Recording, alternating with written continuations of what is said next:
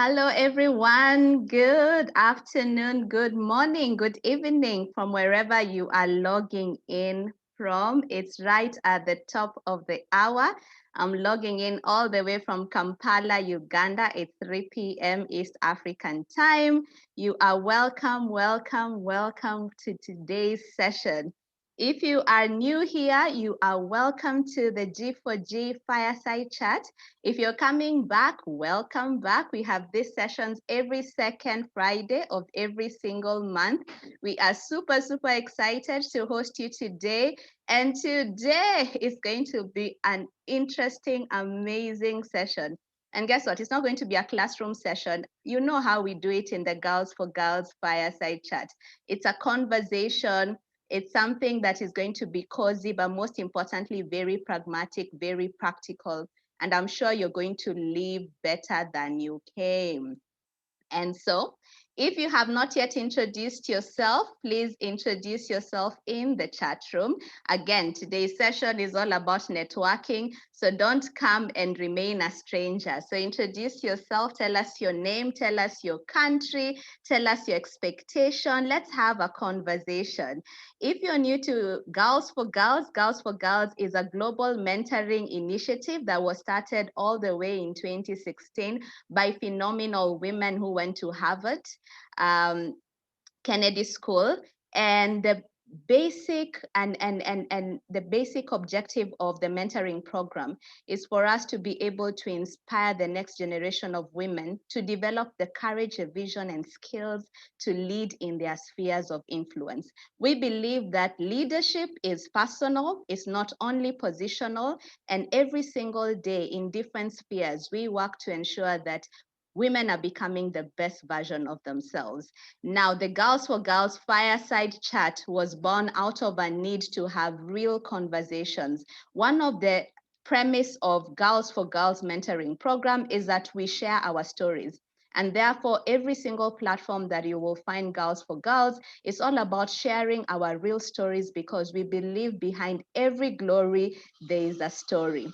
And therefore, today, let's have this conversation. Imagine we are gathering around a fire. I know it's been a very cold season. We have a cup of tea, we have a glass of wine. Let's have this conversation. So feel free to chat away in the chat room and also ask your questions in the Q&A section. We'll be able to address it. And my name is Stella Kivila. I work in a digital health space. I'm a pharmacist by my background, and also most importantly, a G4G team leader.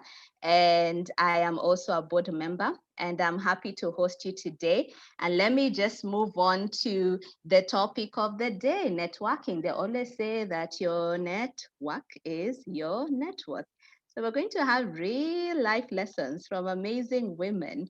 And I am ready with my pen and notebook to gather all this and tap into this wealth of wisdom. And before we proceed, we always want to start with something called our sister's creed. And so I am my sister's keeper is something that we believe in Girls for Girls, that we believe that we are here to actually be able to inspire ourselves and push each other to our highest level of potential. And so at this particular juncture, I will welcome Patricia to be able to read for us my sister's keeper. Patricia?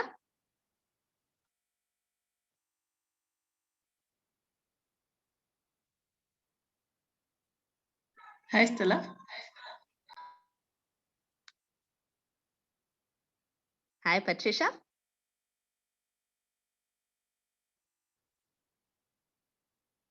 So let's read the sister's keeper. I am my sister's keeper. I am my sister's keeper. I will build her up, encourage her, empower her, and pray for her. I have no reason to talk about her, tear her down, be jealous of her, or to compete with her. I am going to stand behind her and help push her into her destiny. Pretty women pray. Excellent. Thank you so much, Patricia, our superwoman. Thank you so much. And that's what we believe in Girls for Girls. Today, we are so privileged to have these phenomenal ladies in the house to take over this conversation.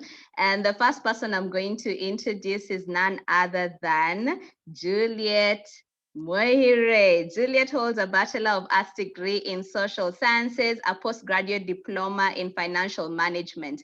She's a certified strategic human resource management professional and holds a certificate from Strathmore University Senior Leadership Development Program.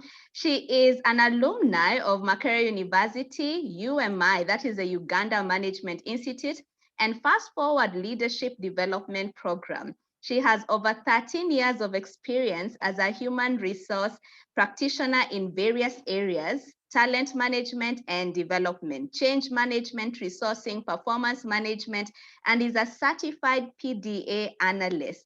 The experience spans mainly in banking and telecommunication sectors in Uganda and Kenya. She is the current head of human resources at Equity Bank Uganda Limited, and she started her career as a graduate trainee in Airtel Uganda, then Celtel. While at Airtel, she served in various roles in human resource department, which are and prior to joining Equity Bank, she worked as HR manager, business partnering in Centenary Bank. As you can clearly see, Juliet has a wealth of experience in people development.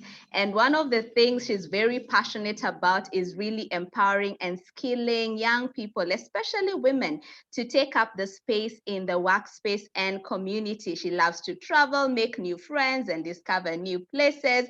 And she has been a cohort leader in G4G Equity Bank, and she continues to be a mentor with G4G Uganda. You are so welcome, Juliet. So happy to have you here. Thank you, Stella. Thank you. Fantastic. So our guest speaker today is none other than Dr. Norah Bwaya, and she has a PhD. Doctor. She's a certified executive coach, organizational development and change consultant, and a facilitator with spanning 4 careers. Imagine that: accountancy, marketing, insurance, and coaching in 21 countries across 3 continents. That is Africa, Europe, America. As a coach, she has served top executives in over 100 organizations. She is the founder and the first coach of the first coaching firm in East Africa, that is Coach Africa Limited. She's an associate consultant with the Training Resources Group, TRG, and with the Center of Creative Leadership, CCL. Driven by passion for Africa excellence, she founded the Institute of Work Culture and Ethics and is a facilitator of the Pan-African cohort of the Breakfast Club Africa. Incoming CEOs, that's where she mentors at. And she's a member of the League of East African Directors, LEAD, and more recently, she co-founded the African Excellence Summit. As you can clearly see, she has a track record of performance in various industries and sectors, including petroleum, health, banking, hospitality, insurance, beverages, and the development sector. She held responsibilities across numerous countries in Africa. She serves on several boards, including Equity Bank Uganda Limited, Alliance Africa General Insurance, Majestic Brands, Institute of Work Culture and Ethics, Coach Africa Limited, and many others. Holds a doctorate in executive performance from Middlesex University, UK, and has credentialed professional certified coaching from the ICF, that is International Coaching Federation. And her background is commerce. She has a bachelor's degree in commerce accounting, honors from Makerere University, and several certificates from the Harvard Business School. Ladies and gentlemen, as you can clearly see, these women have a wealth of experience that we need to tap in as far as networking is concerned. I'm so delighted to have you here, Dr. Norah. You are so welcome. Fantastic. So I'm going to kickstart this session, I'm going to ask a very interesting question. I've already read your profiles. I've already, I'm here very mesmerized and I'm so impressed and I'm very challenged. Juliet, what is it that I have not read about you? What is it that you'd like people to know that was not mentioned in your profile? Juliet. Maybe two things. One, I'm a mother. I'm a mother of one. I have a son. He's 8 years, going on to 9. And I love dancing and music. Thank you, Stella. Awesome. So now we know who to call for a dance night out. Fantastic. Thank you so much in regards to your amazing son. Norah, what don't we know about you? We've already felt like we've read your whole life history. All right. Since Juliet is talking about a son, I will talk about grandchildren. I have 2 grandchildren, and still feeling very excited about that as well. And maybe something that is relevant for today. I've made enough mistakes at strategic networking. Each one of the people attending could go away with one, and I still retain enough. Fantastic. Oh my goodness. You have grandchildren. I love that. I love that. And we are definitely looking forward to seeing exactly what mistakes you have made, because according to us, I think you've done everything right. So congratulations, ladies, for being trailblazers. I hand over this session to the phenomenal moderator, Juliet Mohire, to take over the rest of the session. Thank you so much. Thank you, Stella, and thank you for the warm welcome and intro. Norah, I'm so excited to have you and to basically learn from you, along with amazing ladies I've seen on this chat. I've seen ladies from Uganda, our sisters, so hi. I've seen ladies, someone in Vienna. I've seen someone logging in from Botswana, our sisters in Kenya, Karibu. And Rwanda, yes, we welcome you all. So thank you, thank you. Maybe as we start, I hope we all have our notebooks. Mine is just right here. So I'm ready, my pen, I would have said my pencil is sharp. My pen is ready to soak in all the learnings. For those who are driving, please, you can use your earphone. I just remember some months back when I had to quickly log into the Fireside chat, and I would definitely do it even if I'm driving, but I would use the earphone so that it's safe. And I hope we're able to retain you the rest of the evening, because I believe it's one of those evenings where we get to learn from a very great guest speaker we have today.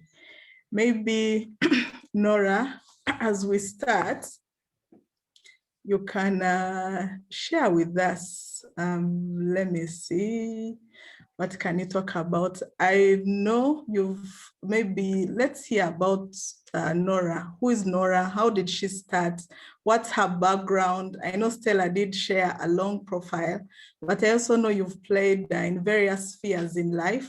You've been employed, you're a business owner, a business leader, and in other spheres. So tell us about your background and how you ended up at this point. Thank you.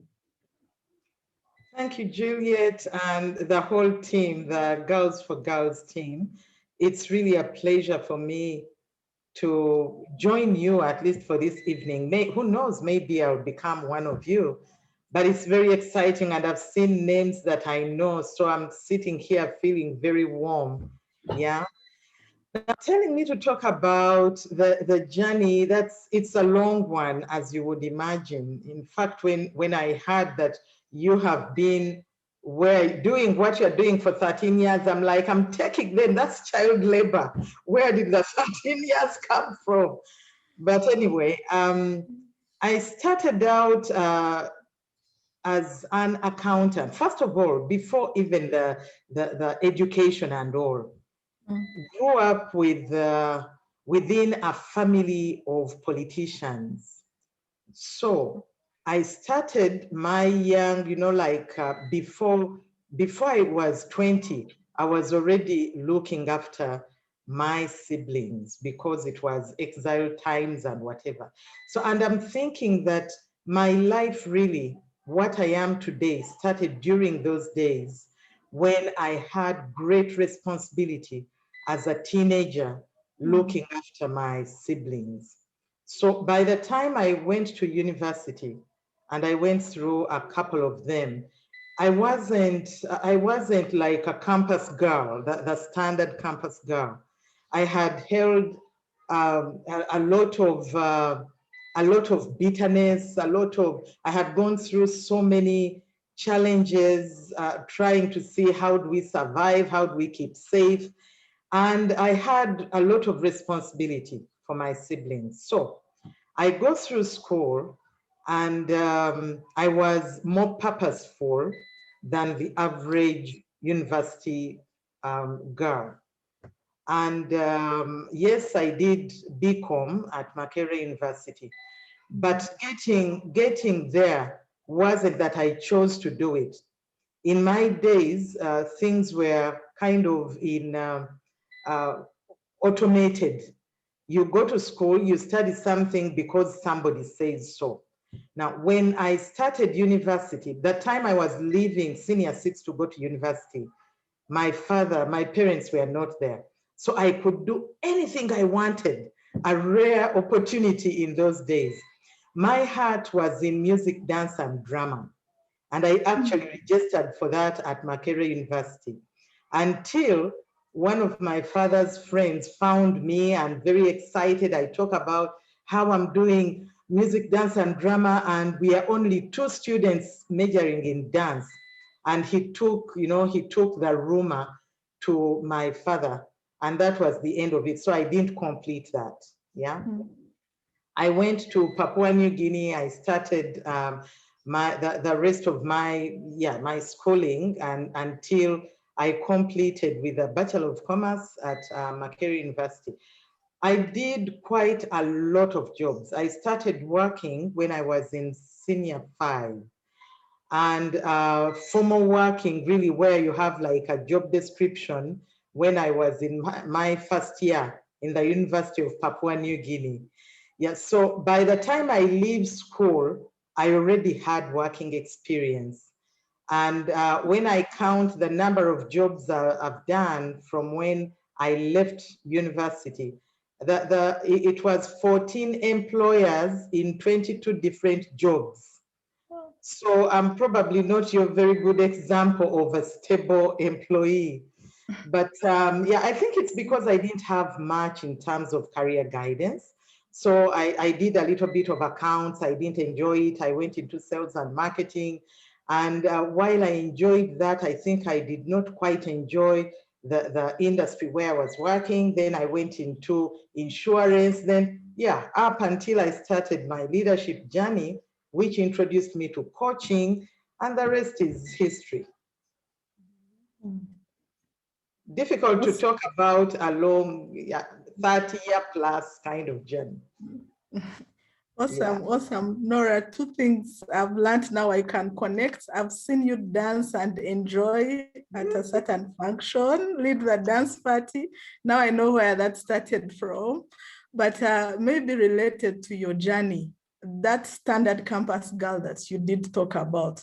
What word of advice, what would you tell her right now? What would you say to her?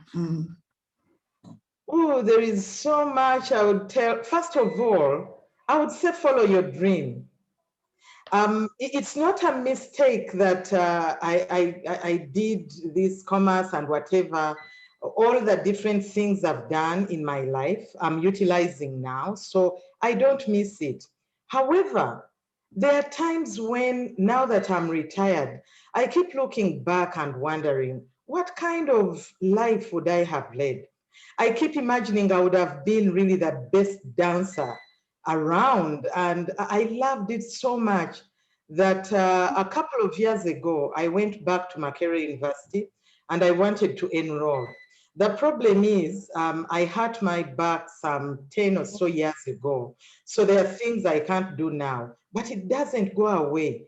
It's like a lost love, kind of. I keep imagining I would have been great as a dancer. And before I go, I will have a dance studio at least, so that I can get many young people to enjoy dance, if nothing else. So follow your dream.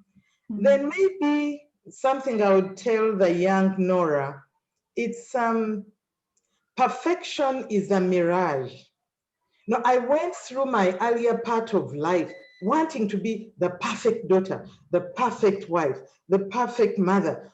And then now I'm like, really? There is nothing like perfection. I could have enjoyed the experience, and if only I believed it's okay.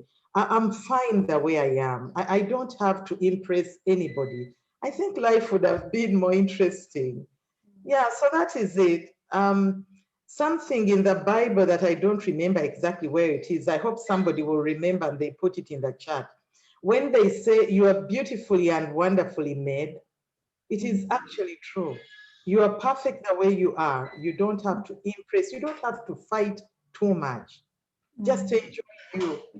And yeah, that's what I Thank would you. tell Nora. Thank you. Thank you. Awesome.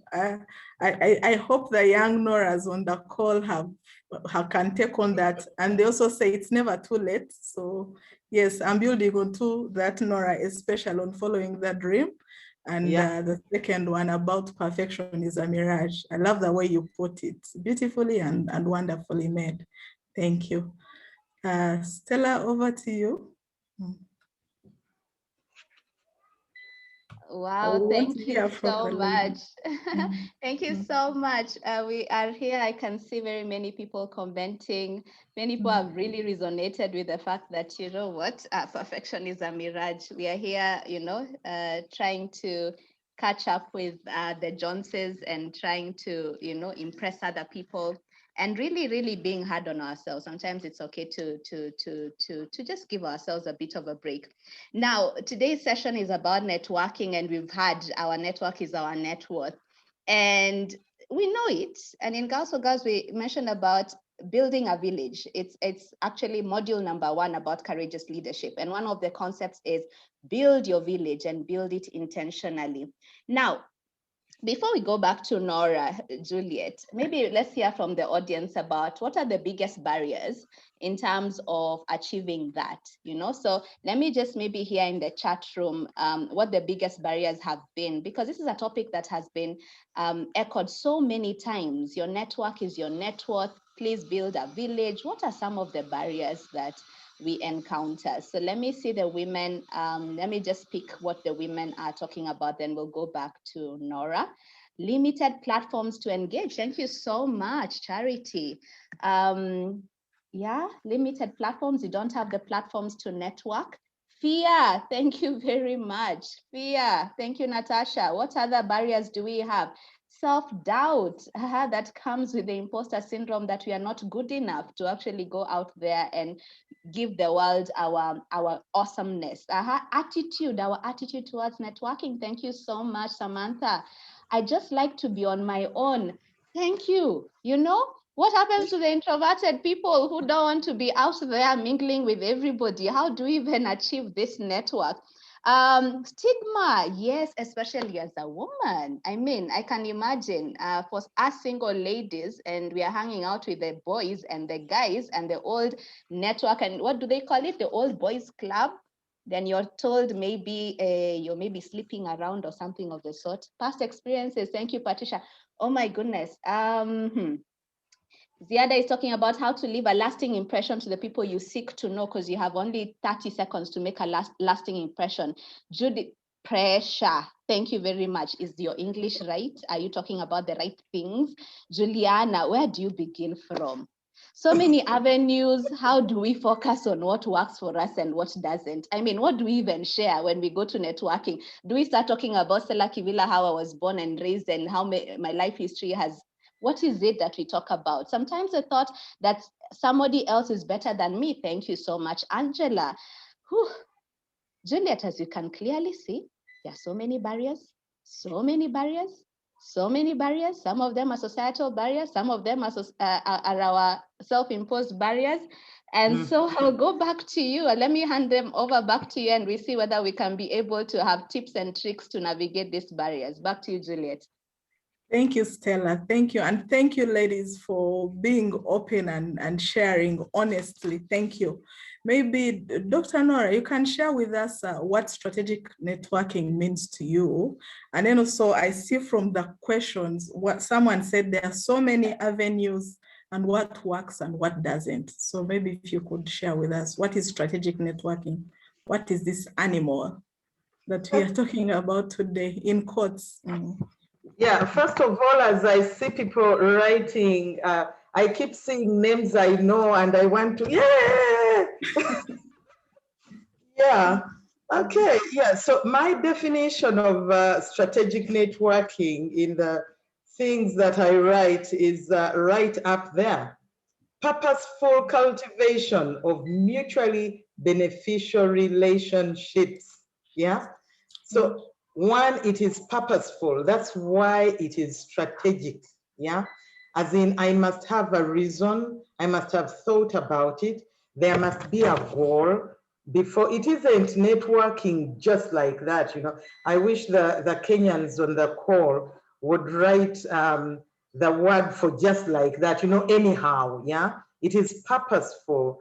And then this is really about relationships and not any kind of relationship.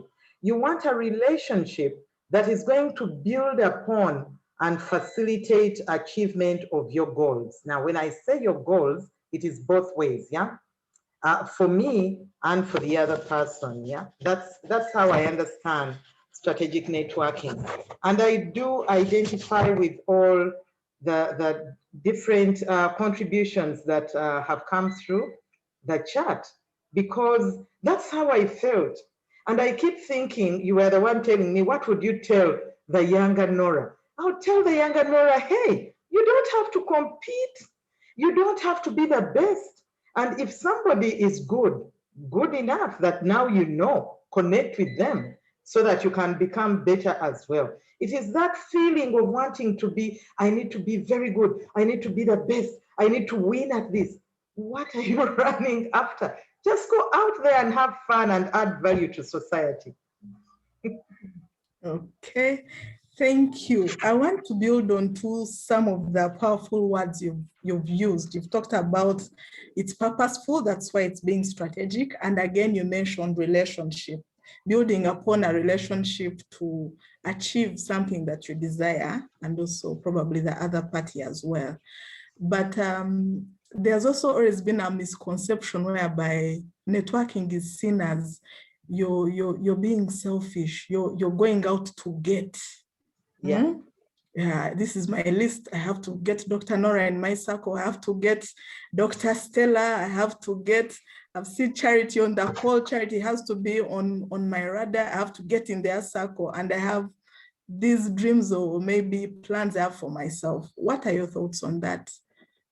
Dr. Norah, thank you. I'm glad you started by saying, you know, misconception.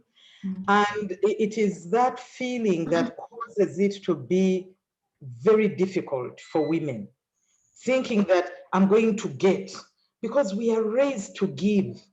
Yeah, most of us anyway are raised to give as women. I don't know whether that's a good thing, a bad thing, or just a thing, but that is what I find. At least people from my kind of era. Yeah.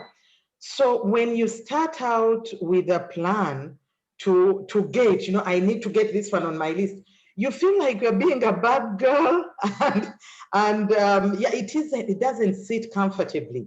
However, strategic networking is actually more about giving than it is about getting. Yeah, because when we start out, you cannot harvest where you did not sow. You just need to tap into as many people as you have time for, as long as it's strategic, not just going old girls school where what. You need to think, first of all, what's my plan? And yes, I might come up with a list of desirable alliances, but then I do not go to those people to start getting.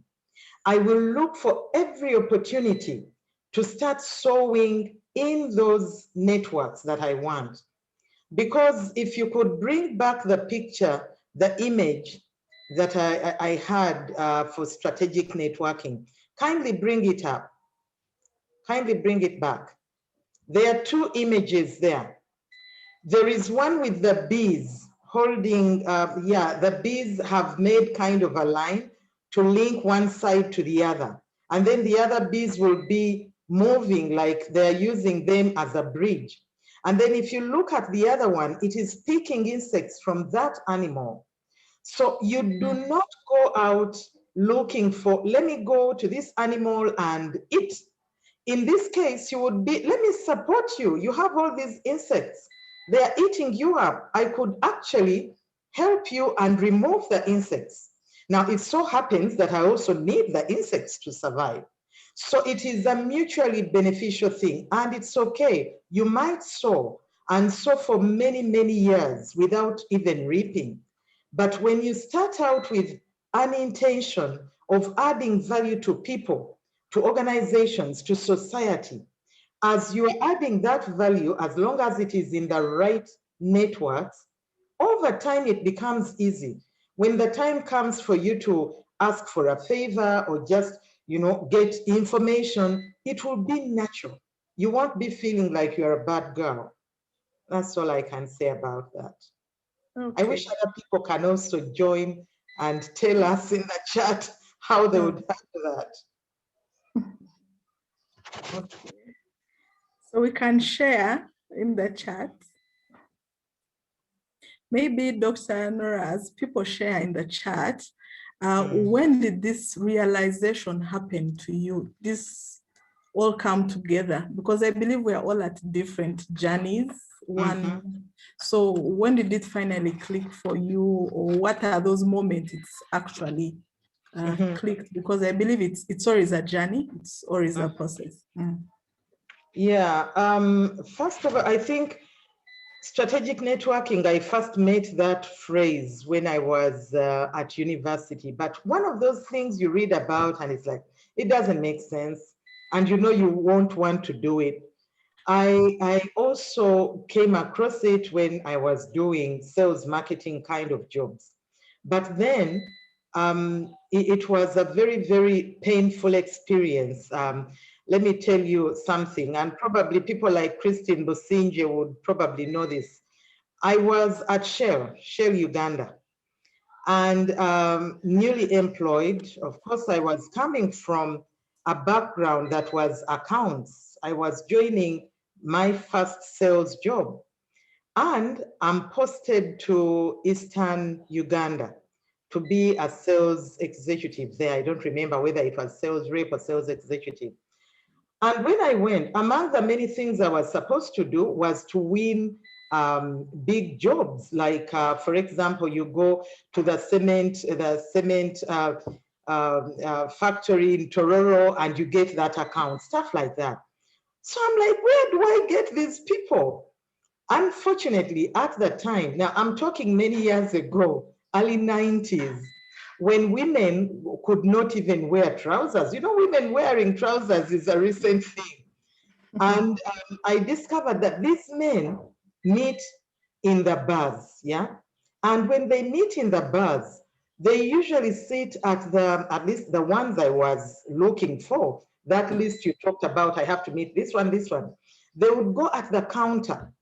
So you can imagine during the days when even going to the bar as a woman alone was bad, even when wearing pants was bad, now I have to go get these men at the counter. The counter is where beer and whatever stuff is happening. So you go there and you have to talk with these people. You are sort of imposing yourself, on these people. It was very, very uncomfortable. But when I went back to talk with my my boss, I think he was a Ghanaian guy, he told me, oh no, don't worry, Norah. All you need to do, imagine what I would have done and just do it. It will work. You just try it out. So one time I had Saita, he was called Saita, in my mind. So I wear trousers, that is bad enough, yeah? And I go, it was Elgon Hotel in Bali. And I go, I decide today I'm sitting at the counter and it's okay. So I keep telling myself, Norah, you are representing Saeta today. And you know, Saeta was like big and strong and very assertive and yeah, West African like. And yes, I went there. I sat, I just said, hello, how are you? And just speaking like now. Yeah, not saying anything. I saw somebody was in the chat, I read, what do you talk about? Well, you don't have to talk about anything. Ask questions. I started asking them about this and about that, following the trend they were, you know, because they were talking already. So little by little, I found it's okay. It's actually okay. And it worked. So that is when I started getting into this sort of difficult area. Awesome, awesome. I love that statement that you made about you don't have to talk about anything, ask questions. So I think that is a good card that we can pick up and as a tip. I've seen in the chat, I think the ladies are responding about building relationships, how it's more about giving than receiving, and how your intention is to go and give. But maybe as you went along this journey, I believe there are certain mistakes that you could have done. And probably that's one of them we've shared, where you went now and probably changed. But what are some of those mistakes, and how can we avoid them, and what can we do? Or what do we look out for? Yeah, like I said, the mistakes are many, and some of them have been really painful.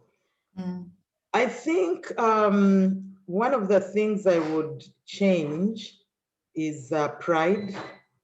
Because as women, maybe not a woman thing, this is just a human thing. You sometimes think that I can do it myself. I don't need anybody. I will manage. And I kept too much to myself, to my family. And when I say family, I mean family as in the Bwaya family, but I also mean family, the Njuva family. I would think, yeah, but I can do it. I mean, I went through school, I'm smart enough, I should be able to do this. And because I always felt, yes, I can do it myself, there are very few times that I went out to actually build relationships so that I could create a team of people on whom I could lean. So when the challenges started coming much later in my life, I found, oops, okay, so now everybody has their family, first of all, yeah? So now you are not number one. They are married, they have children. And then your family, you find it's you and your husband, just the two of you. And I started wondering what it could have been if I had utilized all of the networks that were just there for me to take, and I didn't take them. So maybe a little bit of pride there. But also the mistake in, I won't say it's a mistake to listen to people, like maybe friends, parents and stuff. There are some things which get deep into our souls when we are growing up. I remember my mother saying many times, I couldn't even count the many times. She's abantu babakowa. Now, if you don't understand that language, it means people get fed up of you. Yeah.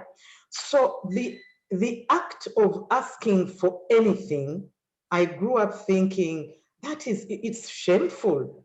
Abantu babakowa. People will get tired of you. So you grow up thinking, this is my problem.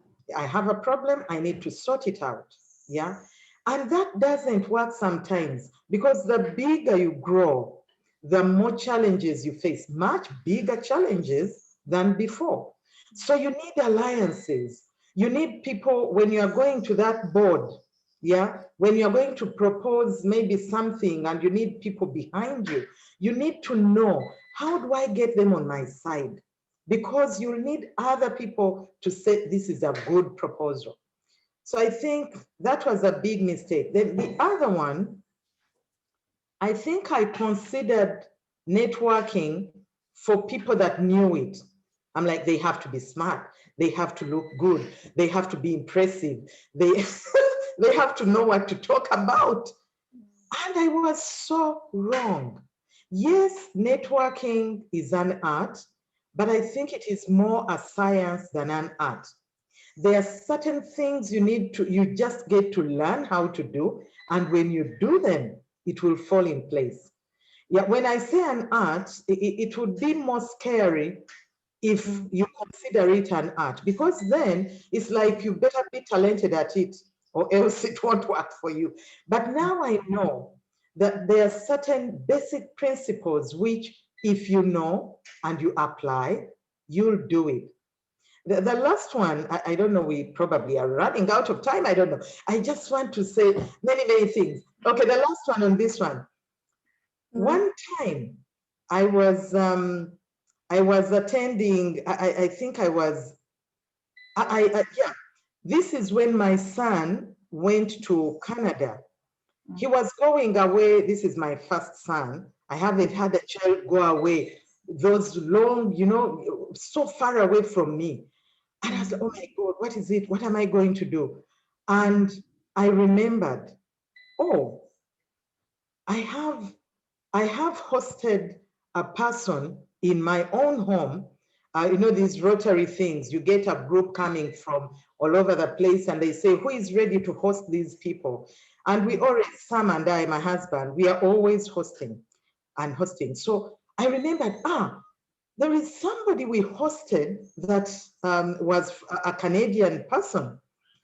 And I just told them, of course, they were so far away from where my son was going. It's like a whole 2 hours flight away. But I said, it doesn't have, let me just tell them, my son is going to Canada, and just for them to know, and for him to know that there is at least a telephone number, the first one that they will have when they land. When we told these people, it wasn't even to say, can you do this or can you do that? We just told them, oh, by the way, our son is coming. They did so much. They made sure they contacted a friend in the state where my son was going. They made sure that that person went to meet my son. Yeah, they went, they met him, they stayed with him for like a week. I think it was maybe like 10 days. They helped him to find a place to stay. They were so good. And I'm like, okay, this is a good thing. This is something that you can, yeah? So I wish I knew that people are actually there, always willing to help, especially if you have been sowing and sowing over many years. Yeah, I didn't know that until then, that people are always willing to help. Thank you, thank you. Again, going back to giving and sowing, and then it does return. People are willing to help. Maybe, Dr. Norah, we have time, so don't worry about time. We are here to suck in all that you have to offer, so don't worry. And Stella is being very good to us. But as you are sharing, we got some few comments in the chat, a few questions I think you can help us answer. Someone asked, what criteria can I follow in creating purposeful networks? So they're looking for criteria. And also related to that, someone said in the Q&A, how can they communicate confidently? Because definitely you're going to communicate. It's the way you're going to do it. You can't do it without it. And then also, how do you sustain these relationships that you've actually built or cultivated? Thank you. Yeah. Okay, the sustaining one is so hard, so you guys better help me. Let me start with the easy one. The easy one is, how do I communicate? First of all, if you live with children, or if you live with any human being and you've communicated with them, you do know how to communicate. What usually stops us from being, like just flowing, is thinking that you must do it right. But imagine if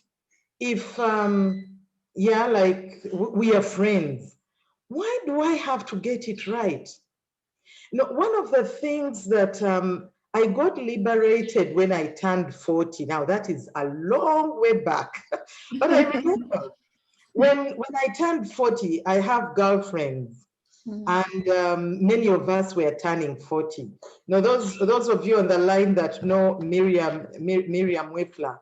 So Miriam arranges that we are going to Bulago Island, and a group of girls will go on speed boats and stuff. That night we talked and talked and talked. It was like we didn't sleep. And among the many things which we decided that night was that we are going to be ourselves. We were tired of impressing the world. You know, you grow up, you have to be good, or else maybe they won't give you pocket money, or maybe they're just going to spank you or what. I got enough, you know, canes on my bum. Yeah. So you are living for somebody. Then you go to school, especially if you go to a Catholic school. You better do it right or you are in trouble. Then you leave school. Those of us that grew up during my time, after school, you better get married or you are a bad girl. So then you get married. And then when you get married, you'd better be nice. This is what women do. What kind of a wife are you? I mean, and then you get children. When you get children, one time I went to my daughter's school. She was in, I think, primary 1 or 2, where they ask parents to come and compete with teachers. And then my daughter, was it my daughter or my son? They were getting embarrassed because mommy's going to run. And why is it you? I mean, you are trying to impress all of your life. When we turned 40, we said, look here, this is it. There is a thinking that the other side of 40 is where life starts. So we said, now we've started our life. It's about us. It is time for us now. And you know what? I've had my best years on this side of 40. Now I'm pushing 60, yeah? And I'm enjoying my life because I do not have to be right. I won't go out of my way to do bad things to people, yeah? And if I'm being me, why should that be wrong? Really? I'm just being me. This is what I know. This is what I'm bringing to the table. Why should that be a bad thing? Unless you are a bad person that I'm talking with. And if you are, too bad, so sad. You are the one that has a problem. It isn't me. So if you know that it is okay, it is fine. And when you are wrong, I told you in the beginning, yeah, perfection is a mirage. Even if you knew all the right English, and by the way, if you're talking about English, yeah, if I'm talking with this person that doesn't know Luganda, it is okay for me to throw in a Luganda word, just to remind them that they also don't know my language.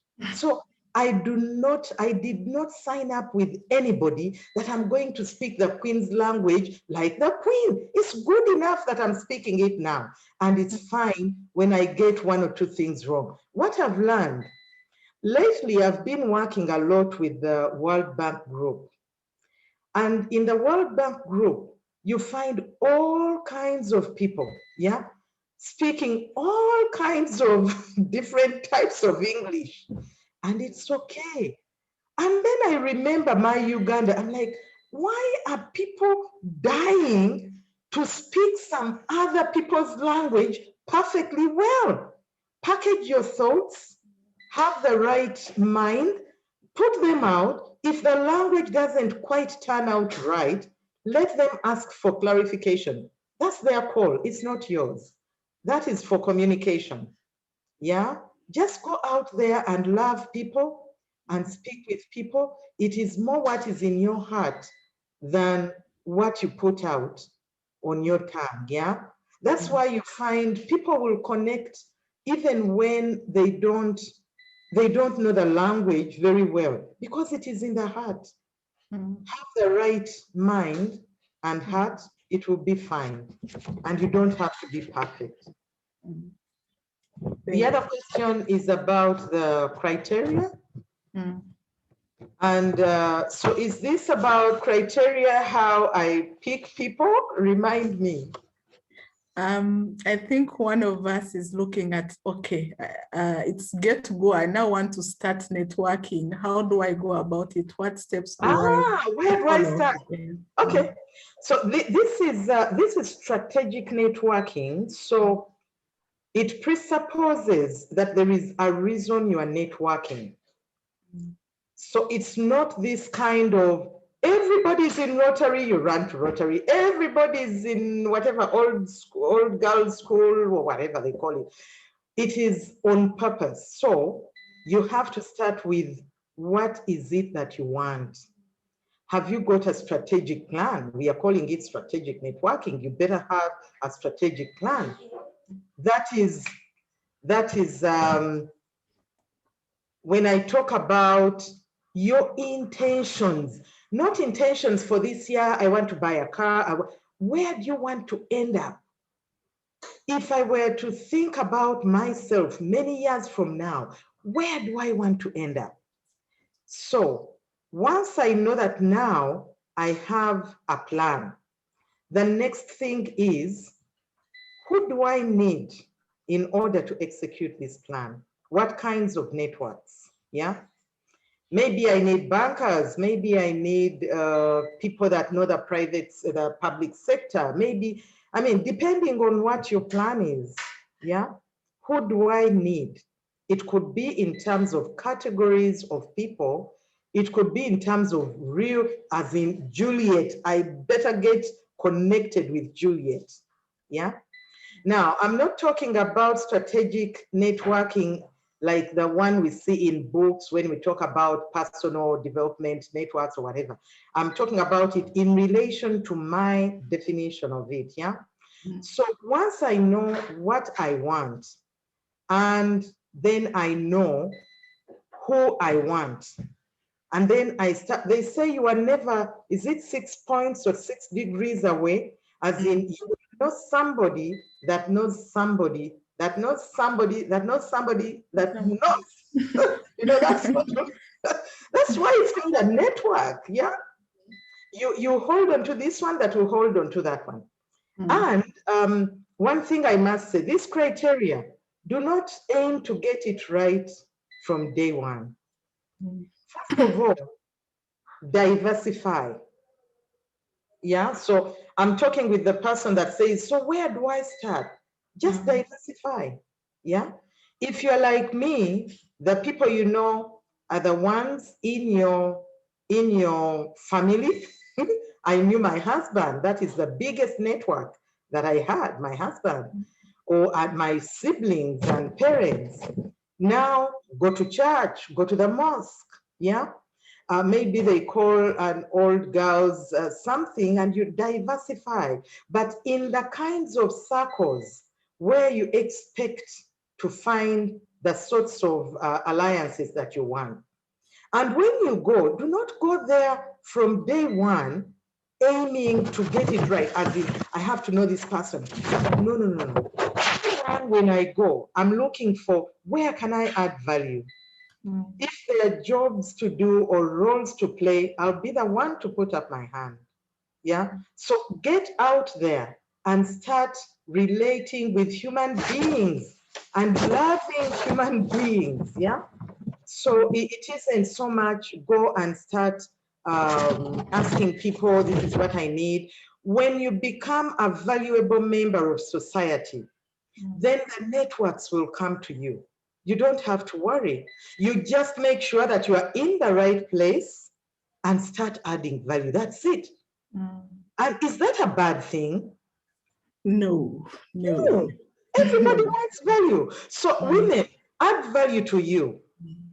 Be known for doing good and be in the right company as you're doing good. And the rest will fall in place.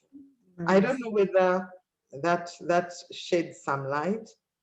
I think it does, and I can see from the chat room, people seem to agree. Be known for, Bernice is saying, be known for doing good. You've talked about going there and adding value. You've told us to diversify. So I think we are making progress. But on a lighter note, Dr. Norah, I'll take you back. Yeah. When Stella asked us what has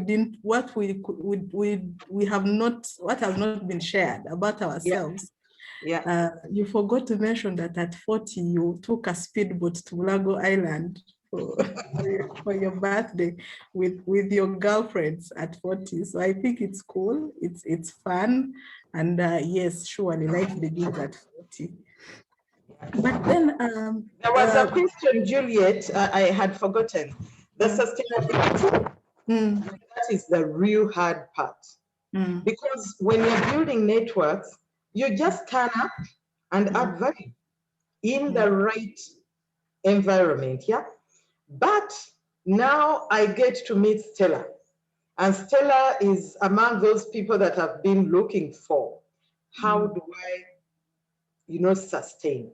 Because first of all, I cannot wait and see and say I'm turning up only when I need her. I need to keep that relationship going. So the first thing we do, we really need to get genuinely interested in people.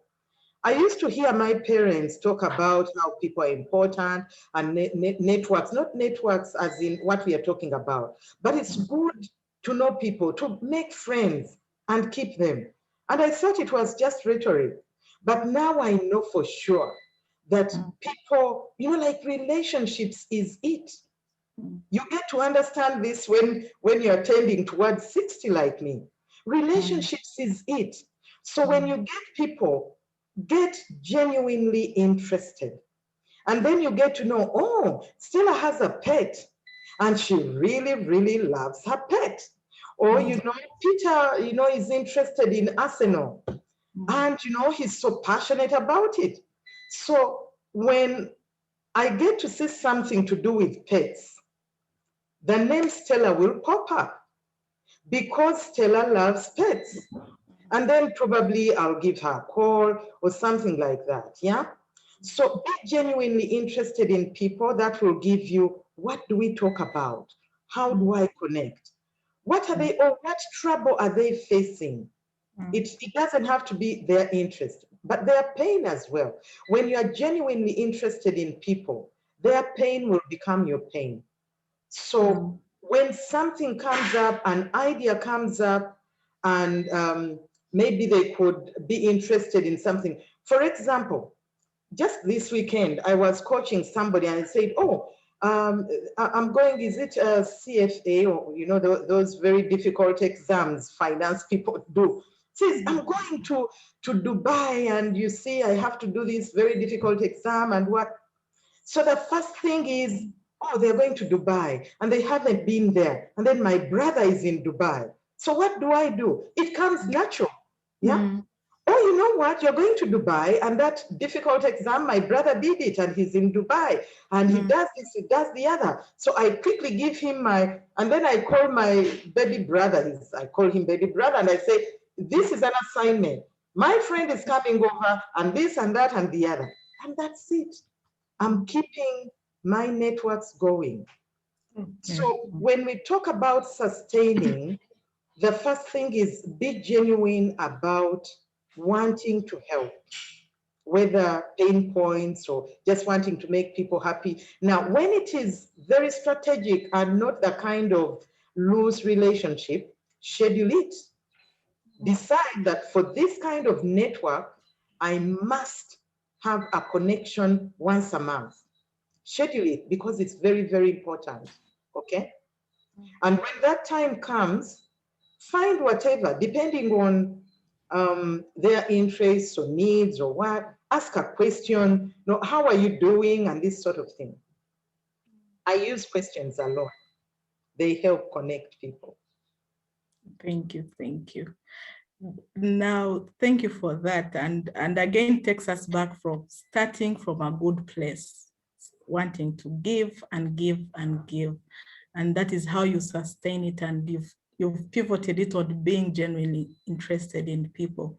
But maybe one of the challenges that has been highlighted for ladies is that as you go along and build these networks, especially from the men, some advances come about.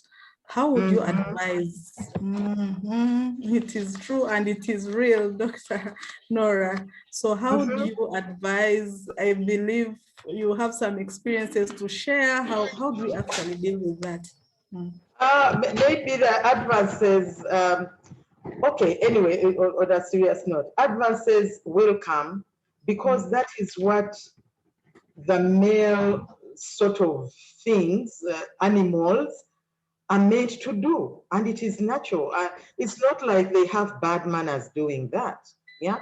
It just takes a lot of self-control for them not to do that, yeah? So we should expect it. However, I've learned that those advances are stronger in some situations than others, yeah? Now, for the ladies, whatever you do or not do, you are communicating. Everything you do, you are communicating. And I know over the years, I've come to realize men respect women that are a certain type of women. Men respect women that are knowledgeable, that are skilled, that have substance. Not that they won't approach them, but they won't play around with them as much, I must add, yeah? So make sure that you are communicating the right things, okay? So one way of avoiding unnecessary, unwelcome kind of advances is to be serious and to put out the kind of brand you would like to be. If I want to be in an environment for these men to see me as a woman, I will behave differently. If I want to be in an environment for these men to see me as a powerful woman, I will behave differently. And if they are to be brave enough to come and, and start getting the advances, first of all, I will respect them because it won't be any man in that case, yeah, that will be brave enough to come. So first I will respect them and then I will advise them. If the advances are welcome, well and good, because remember, young ladies, that yes, you are advancing, career is going well, but we also need to remember that you girls need to find the right people, yeah, that are going to be your partners. So you can't say all advances are bad, but make sure you attract the right type of advances, yeah?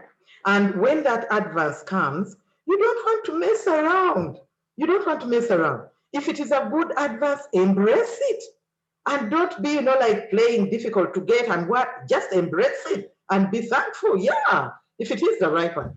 If it is the wrong one, put the young guy or even older guy aside and advise them.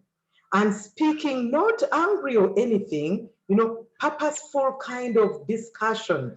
Because remember, the brand they know about you is that you are a woman of substance and you won't mess around. And first of all, you don't want to make them feel bad because that is somebody's son.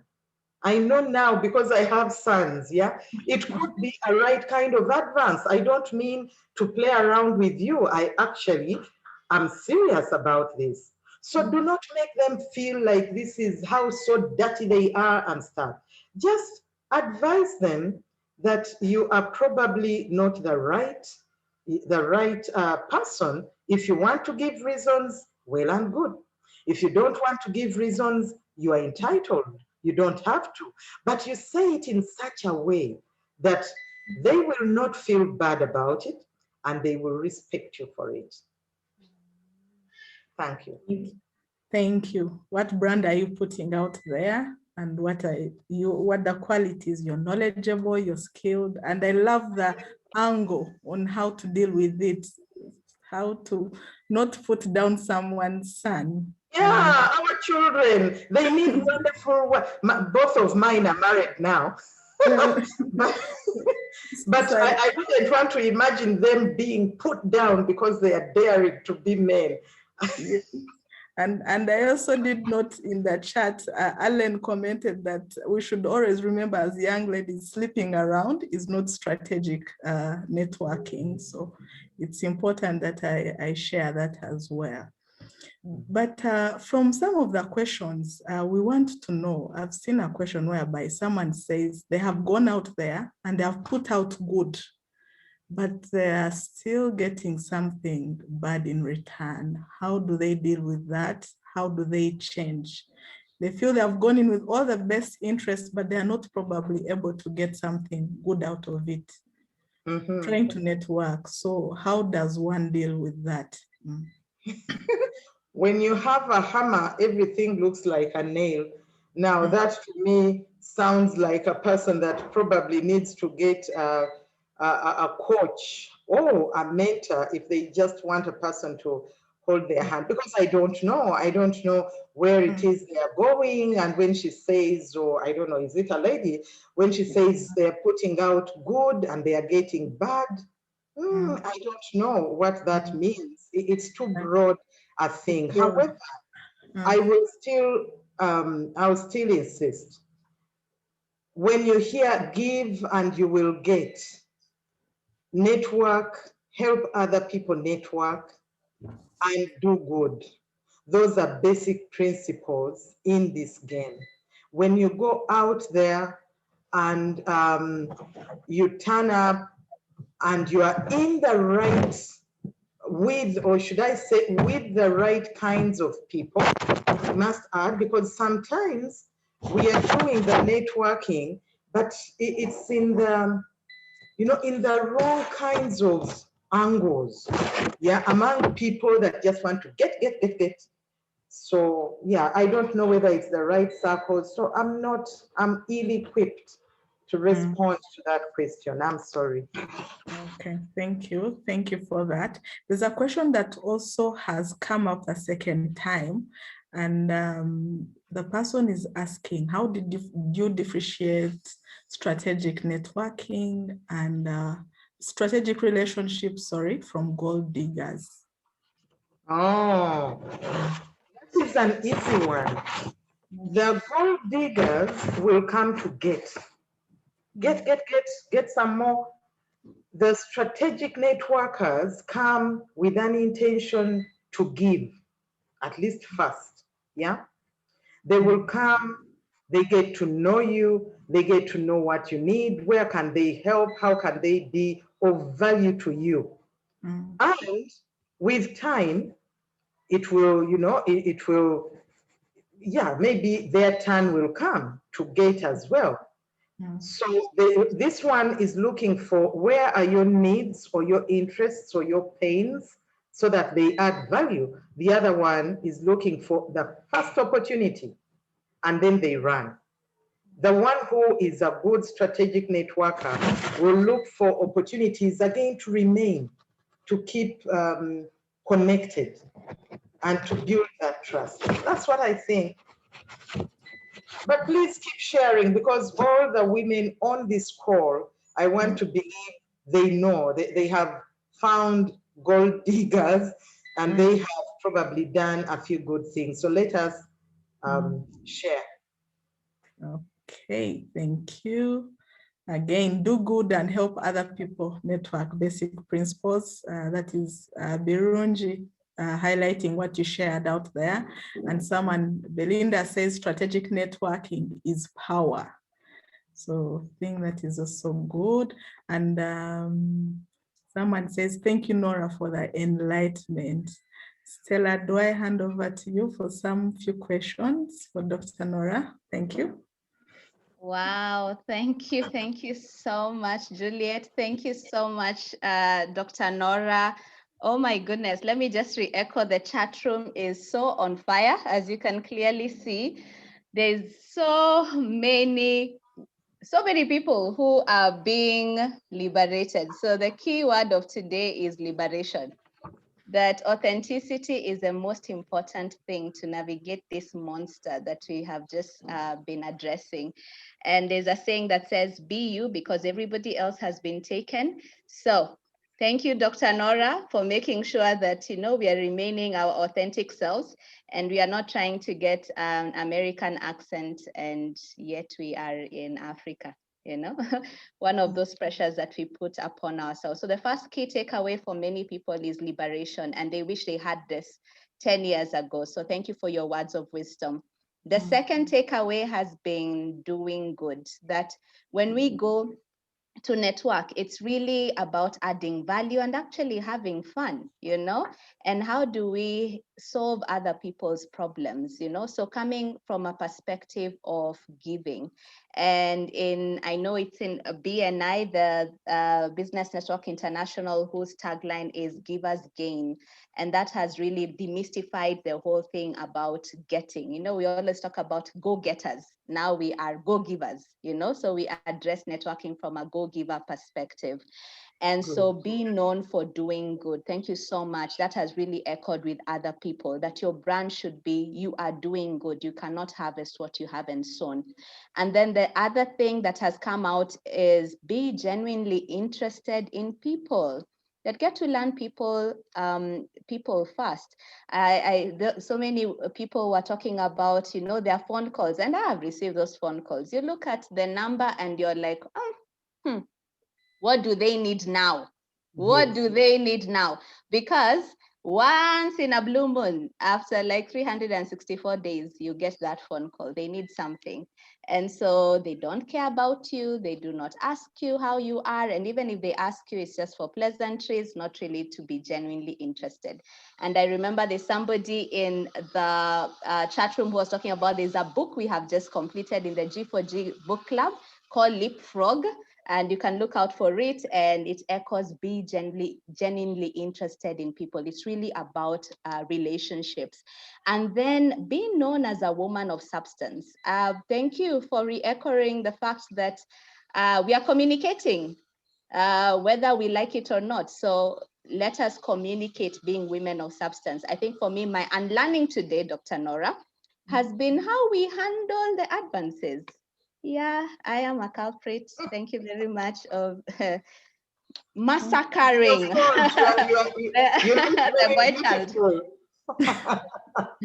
I am a culprit, guilty as charged. I have massacred some boy children out there. I hope it's not one of your sons, but I have unlearned today. I have really unlearned how to handle that. So many questions coming in the chat room. And one of them is about, is it true? And Kristen is asking, is it true that one of the ways we should navigate fear of networking is actually accumulating knowledge? And she is actually talking about knowledge on global matters. What has your experience been in this particular space?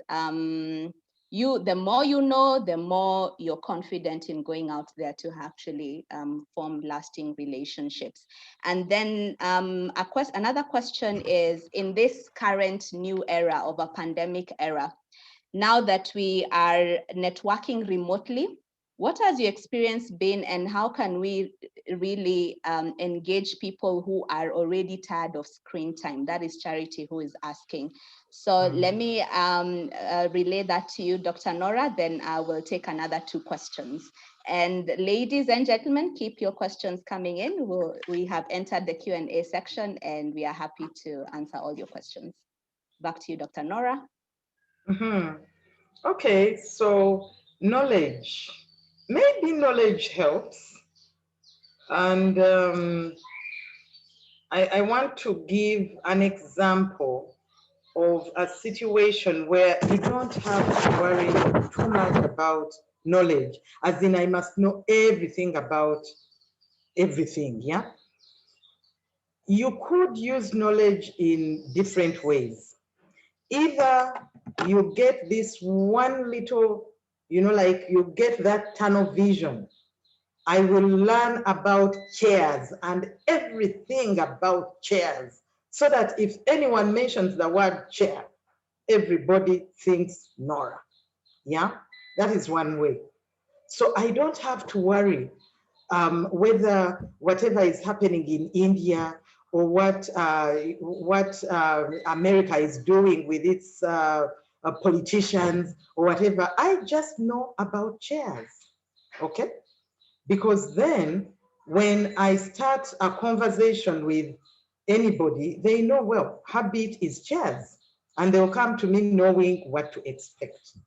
Yeah, that is one way of knowing, so that people don't feel, oh my God, now I have to go and get a doctorate and, you know, become a professor. If you need it, well and good. But it shouldn't be the reason you do not network. And I'll give you an example. I live in the village now most of the time. And one time I got a guest coming, and this guest, a lady called Nanyonga. Nanyonga knows everything about herbal plants. You take her for a walk in the forest, and everything is medicine, the shrubs, the whatever, everything. You know, the trees, she knows what this does and what that does. And I was so impressed by this woman. After she left, everybody I was talking with, telling them about this visit, I was talking about Nanyonga. Now, Nanyonga did not go to school. She only happens to know about medicinal plants, but she made such an impression. Even now, I'm talking about her. So when we say knowledge, it shouldn't come in a form that scares people, where they start thinking, oh my God, now for me, I don't even have anything that I know. We all have our portions. Focus on that and it's okay. Now, if you can do that, and in addition, you get to learn about other things, well and good. But what is not right is going out and saying, okay, now, start. Now I have to start learning about this and about that so I can impress people. People are more interested in your heart than your knowledge.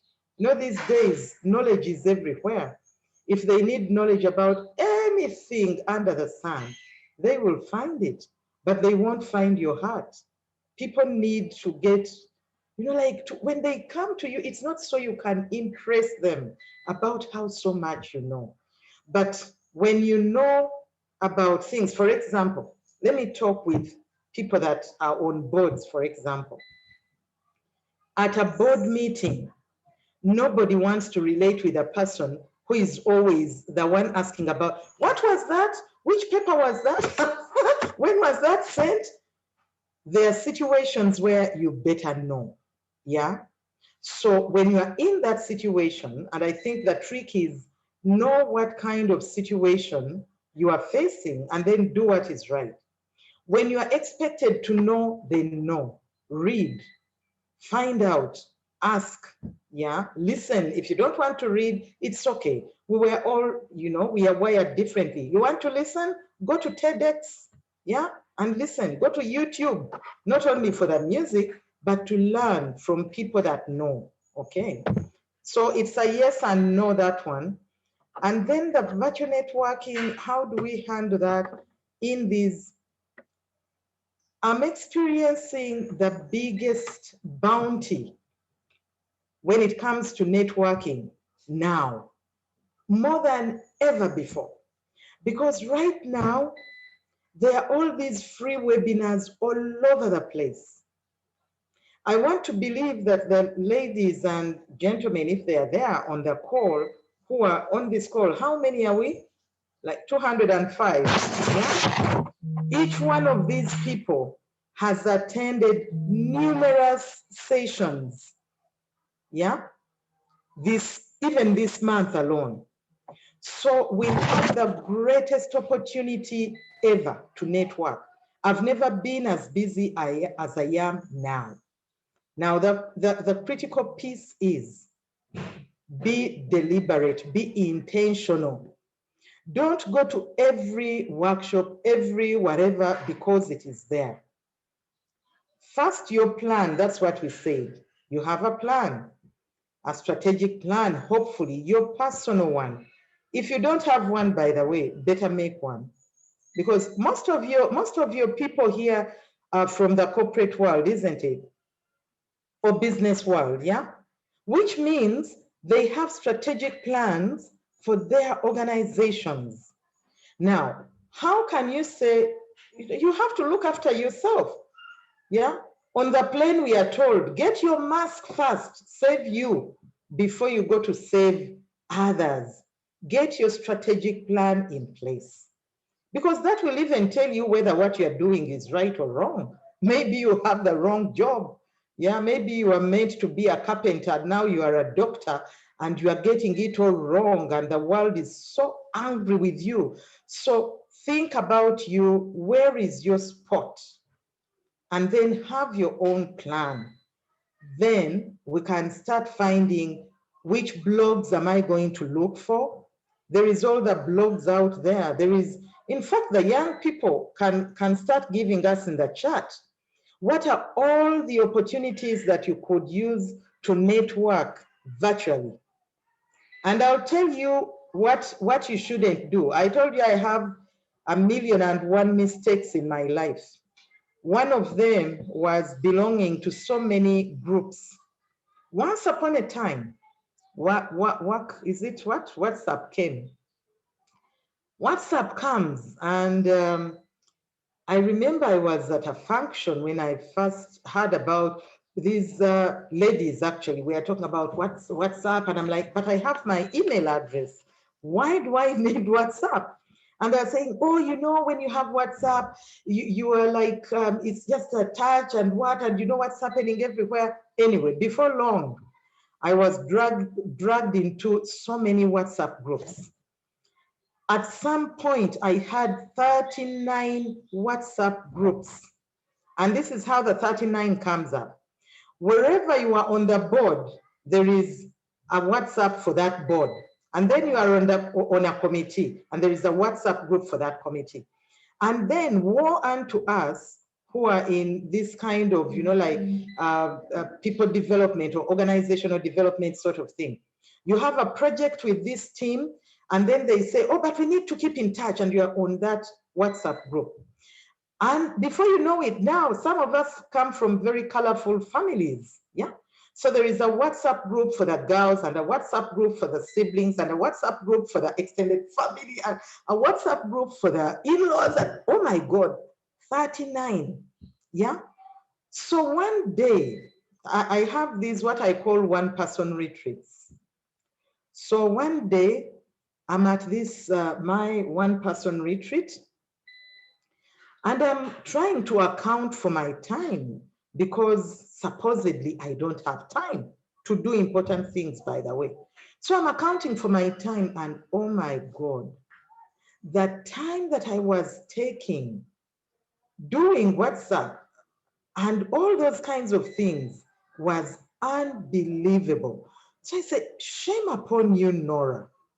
So usually when I do the one-person retreats, I, you know, like look through, including networks, you look through, you are now, you've been here, you've been there. Next year, this is what it's about, and this is what I need to be doing. So I decided then that I was going to leave the groups. And then I left a few of them, and people were calling me, oh, Norah, what happened? Are you angry? I'm like, what? But I should have a right to leave. It's okay, it's perfectly fine for me to leave. So in fact, my mother was one of those who called and said, you know, what is it that they've done now? What wrong have they done that you are leaving them? I said, no, mommy, if there is something so important, like somebody has died, one, they've already died. Now I don't have anything that I can do, they've died. And then two, in good time, maybe a day or so, I'll get to know about it. Because if it's important, then somebody will call, yeah? So I discovered that it's okay. I had to answer to some people why I've left, and that is okay. It took me a week to sort myself out.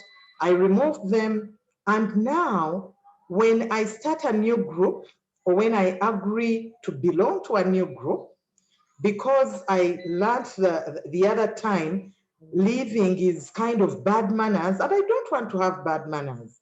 So now when I join a group, it is for a purpose, it's strategic. And then when that strategic reason is done, then either I leave the group or we terminate the group. So there are so many opportunities to network. You love plants? Look for groups that deal with plants and connect, look for a connection. You want to go to Mars? You are never more than 6 degrees away. Look for those people that are likely to lead you to go to Mars. And before you do that, do good. Because anybody you tell that, oh, my dream is to go to Mars, will find it as, it will be like you've given them this big task. They better find you somebody to get you to Mars because of all the good you've done. Thank you. Wow. Oh my goodness. Dr. Norah, thank you so much. You've gone over and beyond. In fact, many people want to know about this one-person retreat, because yes, I am hearing, in fact, it's Doreen who's talking about, tell us more about this one-person retreat and the benefits. How do you plan for it? What do you know how you call yourself for a meeting? So I'm sure that is when you call yourself and give yourself notice that you need to go for a meeting. So what do you do? How long do you do it? Where do you go? How do you handle the home dynamics, the husband, the children, especially for people who are in families? And so maybe you'd like to tell us more about that. But as you tell us about that, but yes, the one-person retreat, it's a goal for 2021. As you tell us about that, let's go into the workplace. One of the reasons why we need to network is for promotions. And so one question that has come up is, how do you handle networking with the people who make decisions? Your supervisor, your line manager, and an experience here has not been very good. Somebody is saying that she's been trying to grow her network in the workplace, especially with senior management. And every time that she does that, she gets a lot of backlash from the colleagues. And she knows she shouldn't care about such things, but it actually hurts that you want to be the goody two shoes that you get the next promotion. How do you handle that? So that is in the workplace. Then another follow-on question on that is, how do you network upwards with a person who you feel you have not so much to offer, and yet they have a lot to offer you? Maybe they have more money, they have more networks, they have more experience, they have everything more than you. What is it, what then should you give them? I know I've been in such a situation. And so what do you do? And so I'll leave you to those three, one-person retreat and the workplace situation. And what do we give people who we believe have more than us? Yeah, back to you, Dr. Norah. I'll start with the last one because I have a very, that is something that learning about the strategic networking, I actually placed the question to somebody, yeah? And it was so plain, like you at this small party. And I go to the person and I'm like, okay, one of the things I'm here to do is to network. And I've recently learned that in networking, we have to be valuable. And I'm just wondering, a person like you already have the networks. And this person is like, maybe they're in my mind or I'm in their mind because I came up that way. That you have the networks and you have everything. What could I ever offer you?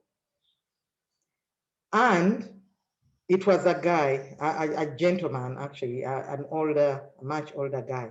They asked me, what is it that you do? And then I started telling them about what it is that I do.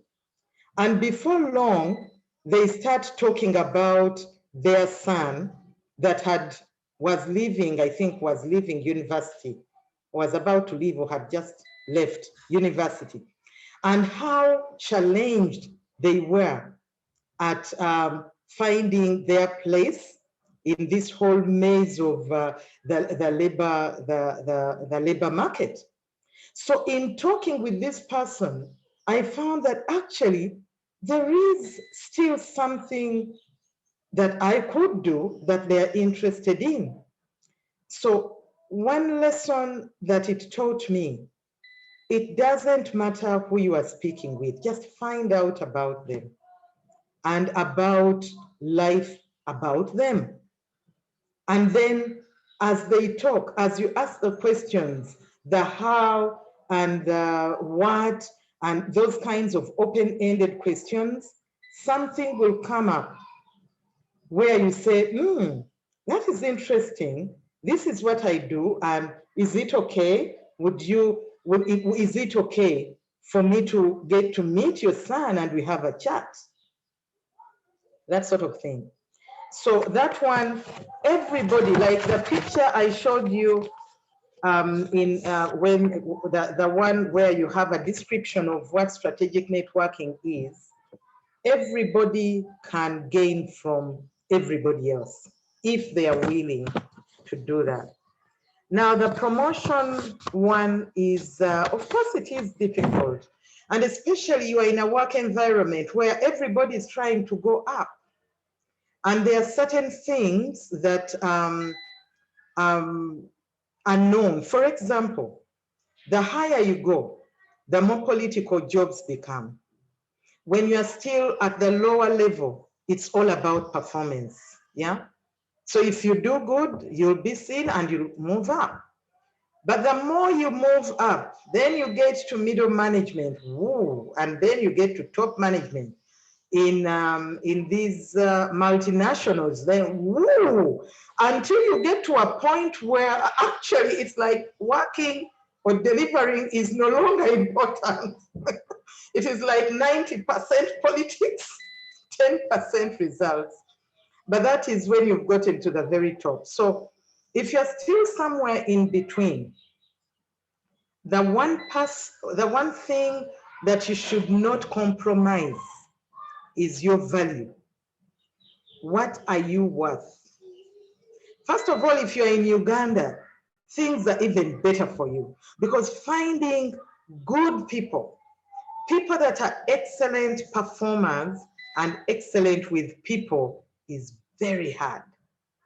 3 things that will get you a promotion if you are in Uganda, and this might apply to other places as well. It is very difficult to get balanced, great performers, yeah? As in, I do more than my work. By the way, when I talk about performance, it's not about delivering your JD.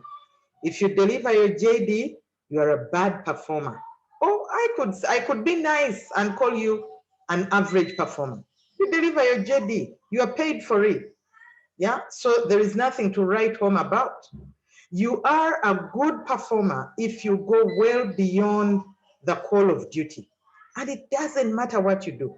You could be a barber, you could be anything, you could be, whether it is a teller in a bank or it is an MD of a flower farm or whatever it is, or a tailor, you need to go over and above the call of duty. Then you are a good performer. 1. 2, you need to be good with people. Good with people doesn't mean you are going to want to manipulate people, but good with people in a way, when I talk with people, it's not so much that I push my agenda. I want to hear them out. I want to understand. Somehow they always see blue when there is red. How come they see blue? Where does that start? At what point in the picture does it change from blue to red? Just be curious, working with other people. So it won't be like you're in competition or whatever. So if you're good with people, just your typical emotional intelligence, and then learn how to write. Writing skills, as in I can put down very well what I intend to put out, and it is appropriate, appropriate in the language, in the formatting, it is appropriate. If you know how to write and you're a good performer by my definition and you're good with people, then the rest of it is a science, as in you need to relate with the right kinds of people. So the question was, then how do I go out for the manager's manager to know that I'm the one that did that? Yeah. First of all, try to find an opportunity. Maybe there is this activity that is across functions and they are looking for volunteers that are going to do this. You don't go out saying, oh, by the way, did you see that report? I was the one that did it. Because your manager will probably not be very impressed when you do that, especially when they are a bad manager. Yeah. But you can just put your service out there, in and out of season, and you make sure you are serving, you're serving. Unfortunately, the lower you are, the more serving you do, and it's okay. As you are going up, you are paying your dues for the big job. Yeah. I think that's all I can say, and not to say that it is easy. It is difficult, and that's why it isn't for everybody. It is for those people that determine, I am going to get it. And by the way, one of the reasons I did so many jobs in my past is because I knew my worth. So I get the job knowing what exactly I want and when I want it. So if it comes well and good, then I work for you. If it doesn't come, too bad, so sad. Because I know I'm good, I will definitely get another job and I'll do exactly the same thing when I get that job. I was a bad employee. But when you're a good performer, it will be very, very difficult to keep, like get a bucket and put it, because it will just burn them. You are there, you are everywhere. When there is a Christmas party to organize, you are there. When there is this extra work to do, you are there. Just perform and make sure when you do it, it's in such a way that it is difficult to cover. Wow, thank you so much, Dr. Norah. You have demystified suffering versus service. And many times we think we are suffering. We're like, this life is too hard. So, but we are paying our dues to go to the top. And thank you for giving us that checklist of getting to the top, and also telling us that, everybody needs something. And I know it was being echoed in the chat room that every person is a human being. Even if they have more than you, they always need something. So get to know people. So Dr. Norah, of course, I'm not getting you off the hook with a retreat question. Last year, I took my first solo retreat. Everyone thought I was crazy. It was a pandemic and I could. And so I realized, oh my goodness, why haven't I done this? For the last 10 years, it's important to have that conversation with yourself, but for nothing else, to just really get to rediscover who you really are. But I'm also interested about this one-person retreat. I call it a solo retreat. But as you answer that question, I think this is an amazing opportunity for us to go and really have this strategic plan conversation about networking, because you talked about you can't strategically network if you do not have a strategic plan. Anita is asking, what then goes into this strategic plan? So I'm thinking we go for this solo retreat or the one-person retreat, and then we create this strategic plan. How should we do it? Okay. And then another question, a follow on to that is you coming out of that retreat, you have your strategic plan. We've already talked about women are givers. And this is my question, actually. Women are givers. We are taught to give and be generous, generosity, generosity. Now we are saying there's a law of seed time and harvest. So you have planted the seed, you have taken the time to invest in relationship. Now you want to harvest, and harvesting requires asking. The other day, I saw a meme that really resonated with me, of a truck with so many tires, and it had gotten a flat tire. And the driver sat outside with a truck full of tires, and he could not fix the flat tire. And many times, there are so many people around us, but we don't even know how to go about asking. So the question is, how do we ask when we need something? Because that is one of the barriers. Back to you, Dr. Norah. Okay, the one-person retreat, now it has become like an ordinary thing for me, but I was trying to remember the very first one that I had. The very first one-person retreat that I had was a long time ago. I wonder where, but I think I know I was still employed at the time. And it came because I was just overwhelmed. I felt like the world was squeezing me, like you have these children, and I think that must have been a time when one of them was a teenager. And then, there is work, there is the marriage, and there is the relatives, and, there is myself, and everything was just going out of line. And of course, this coaching thing is a very recent thing. Coaching is like 20 years old or whatever. So before, we didn't have these kinds of talks, by the way. So if you were confused, you either just kept on going, believing, well, that is life, or you asked your friends and I told you that mine was a closed life. I knew my sister, for example. I could have asked my sister, but in this case, she would have expected me probably to know what to do. So I just decided I'm going away. And I talked with my husband. The children were not so big, like I didn't have to get their permission or stuff. And I said, I need to go away and do some thinking because I feel like I'm going to burst. I might commit suicide one of these days if I don't put my house in order. So I went away, and I remember that time they had, there was some place, I won't tell you where. But anyway, I went away and checked in. And I decided, that one was not even structured. I didn't know how long I was going to spend. Now I have different one-person retreats. So I decided I'm just going to sleep. Yeah, it was one of my cravings. I said, I'm going to sleep. So I got leave and I slept. I slept during the night. I slept the following day. I didn't get out of my 90s. I ordered room service and I ate, I slept. I would wake up, maybe watch a little bit of TV. And then the second day is when I started thinking, so now what? And I started thinking about my life, the different aspects of my life. Socially, there were things going not so right, then this, then that. And I thought about each of those different components of my life. And I started thinking, okay, I'm happy with this, I'm not happy with this, I'm happy with this, and what am I going to do about it? And I came up with whatever it is I wanted to do, and I left.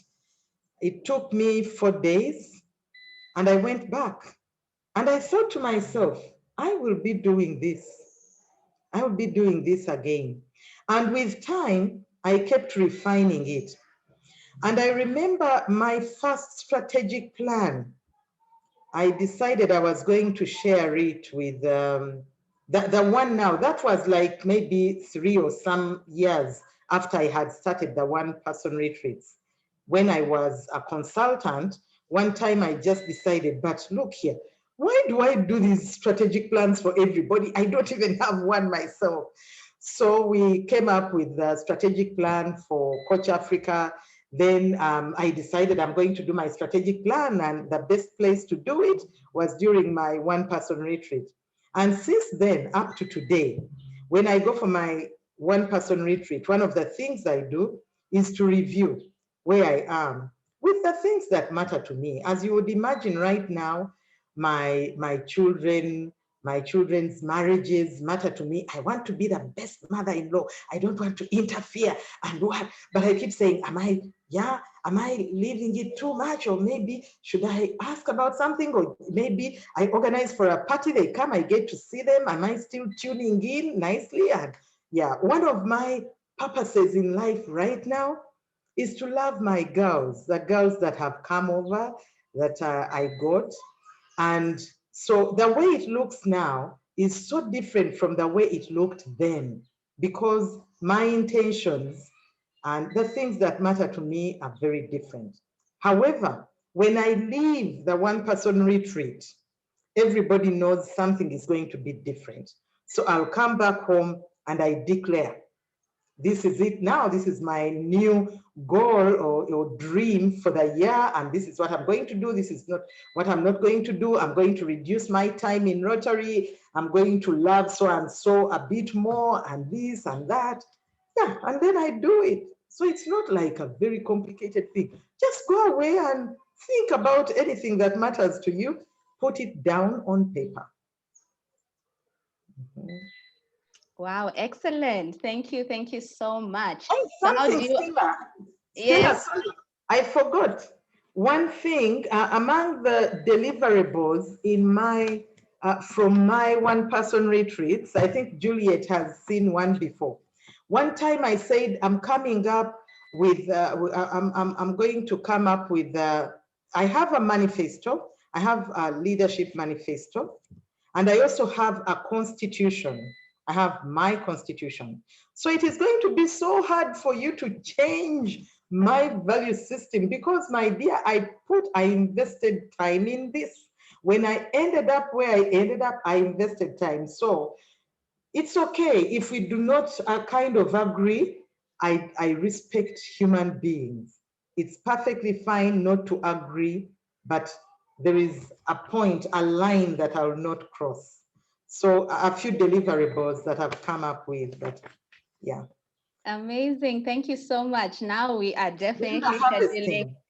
Yes, the harvesting. It's The fine. You harvesting can go ahead. said, at what point do I harvest? Or should you, by the way, Uh, remember, note that what I say is what is right.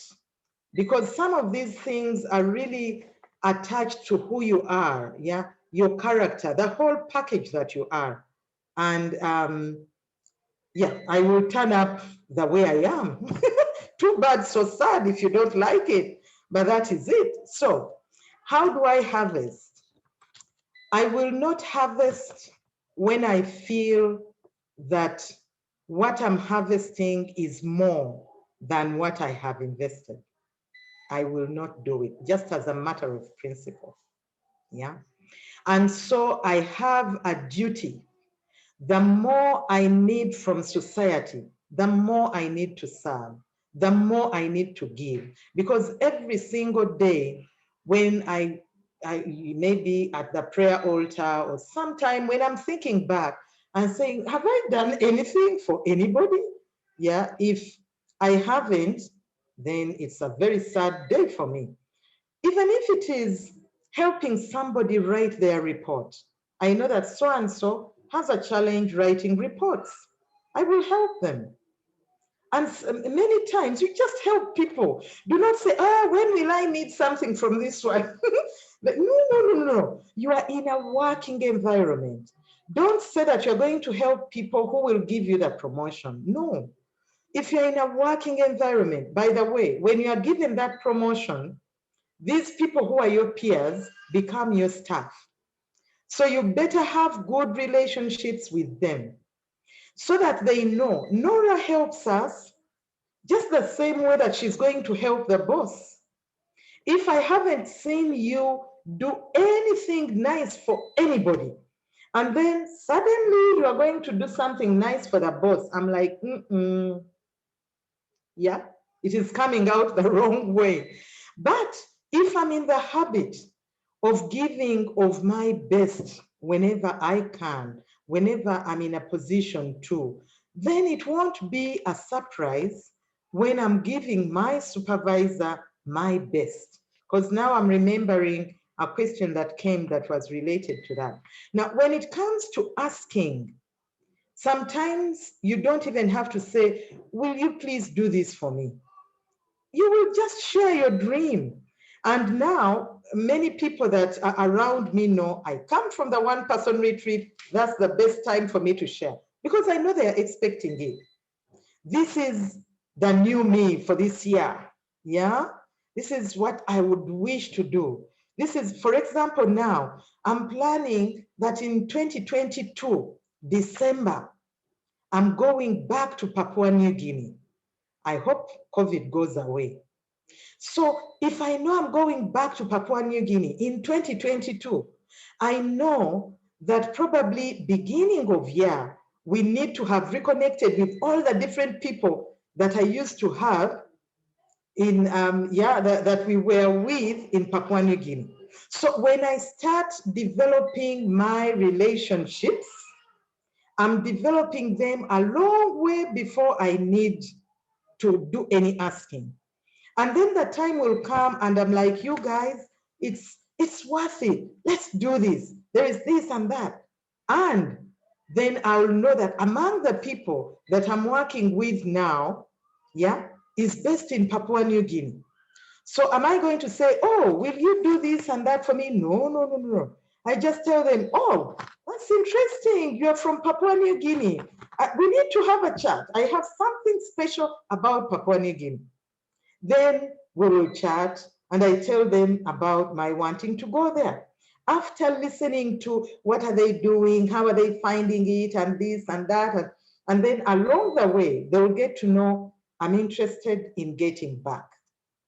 Okay? And they will probably, oh, where will you stay and what? I know this I have this friend who has a bed and breakfast, or, that kind of thing. So yeah, there is this and that you should see. Don't miss this, don't miss that. So it will be made. Just share your dream with people with whom you have a relationship, and they will feel like they want to help you to get that done even better. That's what I think.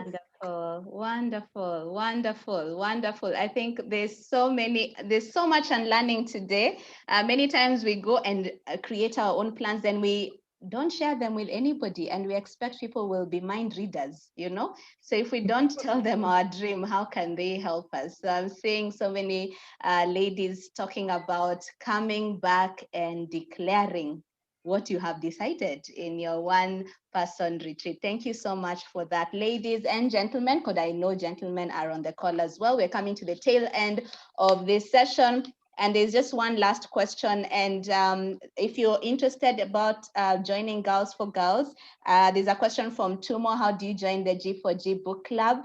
Patricia is going to run a link, and please click on the link and you'll know how to be a mentor, how to be a mentee, how to join the book club, essentially everything about Girls for Girls.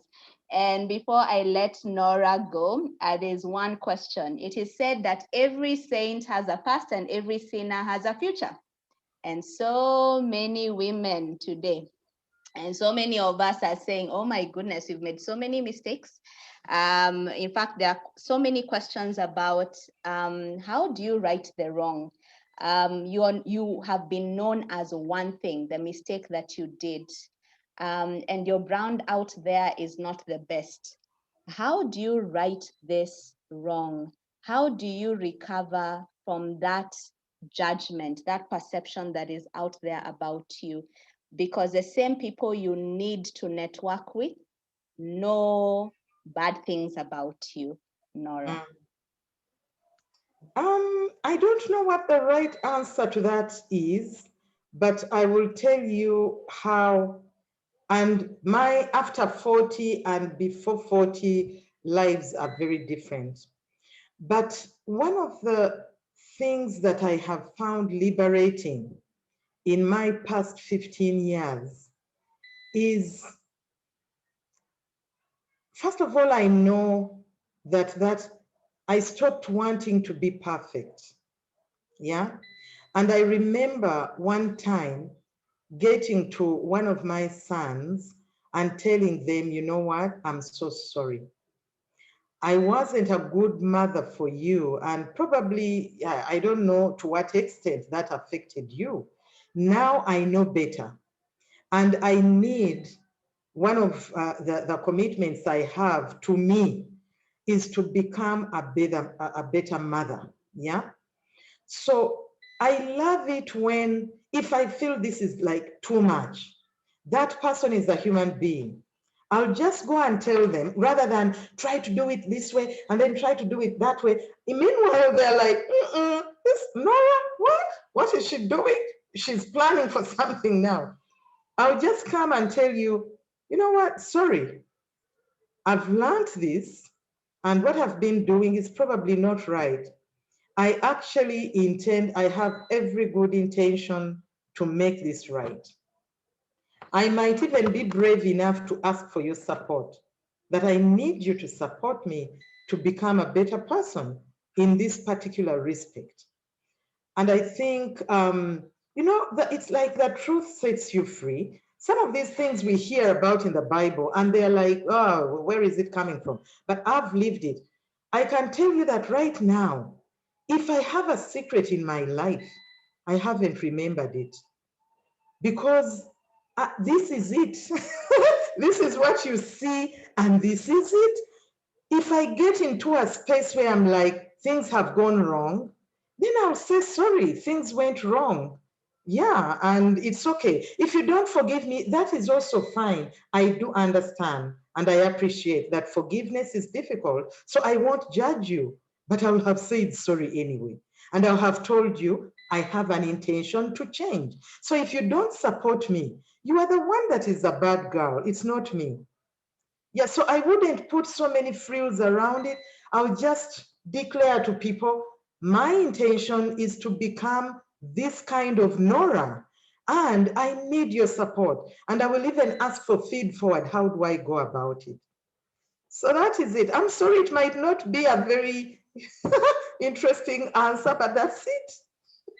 Wow, Dr. Norah, if there's something we've learned today from you is not to be too hard on ourselves. Like we should just cut some slack for ourselves and we should let go of this perfectionism. There's a perfection gap. And as you said it rightly, perfection is a mirage and everybody makes mistakes. So let's forgive ourselves and let's ask for forgiveness from everybody else. And we'll be very surprised that people don't even hold us to the things that we did in our past.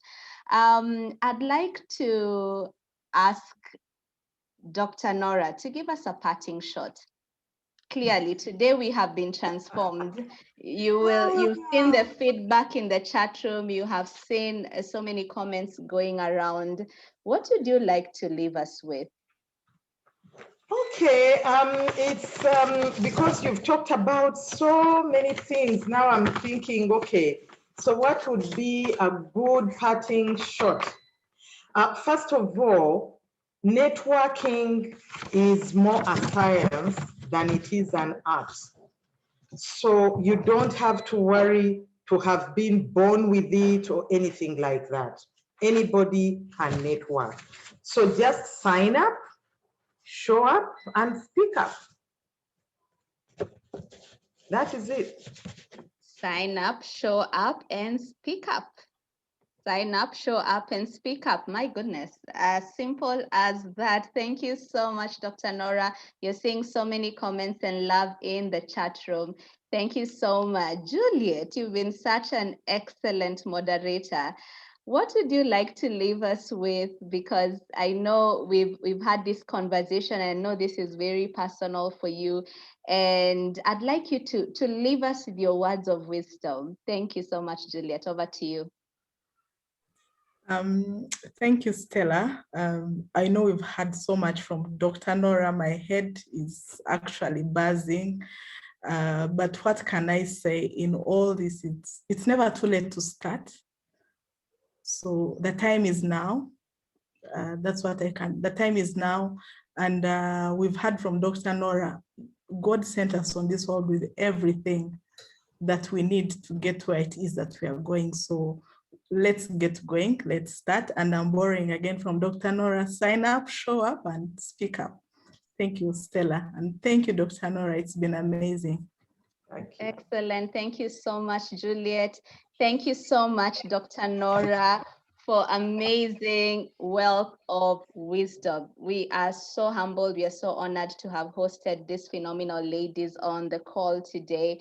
And thank you so much to our amazing audience. We had a peak of 212 from all across the world. I stopped even counting the number of countries that we had on the call.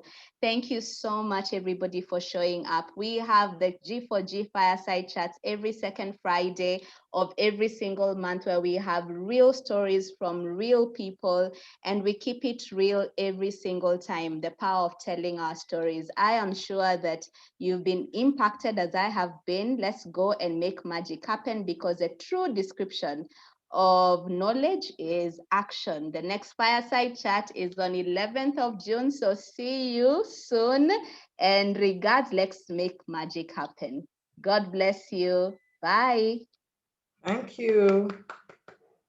Bye. Thank you so much. It's been wonderful. Bye. Thank you.